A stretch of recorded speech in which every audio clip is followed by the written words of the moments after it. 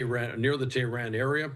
Now it was 10 kilometers deep. Nobody has anything 10 kilometers deep, but the fact there was an earthquake and it was in the Fordo area or whatever had people speculating, oh my gosh, this is Iran doing an underground nuclear test, blah, blah, blah. There really wasn't anything to support that on the fact that there was an earthquake in that area, coincidentally.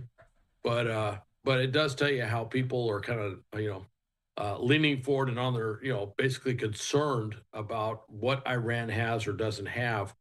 At this point, I can tell you this, based on that, that Iran does not have a capability to use any of those cylinders with their 60% enriched uranium for anything. One thing will be interesting is to find out how much residual radiation is in that area. Now, those things are really deep, and everything I've seen from the targeting standpoint would indicate that the radiation would be very localized to that site, wouldn't be that much. Same with the other sites. It wasn't really assessed that the radiation would be that big. By the way, I should mention Isfahan is a little bit different. That is not a uranium enrichment site. That was actually a heavy water site.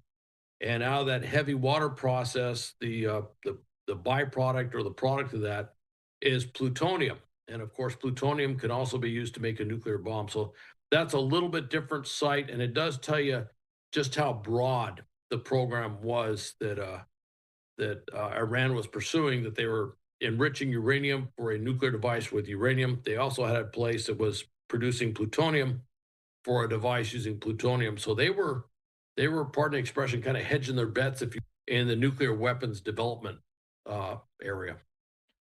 Al, getting more clarity on when the president will address the nation. Caroline Levitt, the press secretary, says 10 Eastern time. So we'll expect in about an hour and 40 minutes the president to address the nation on these strikes. We've been hearing from Iran's supreme leader. He's been threatening the U.S. if the U.S. gets involved in this.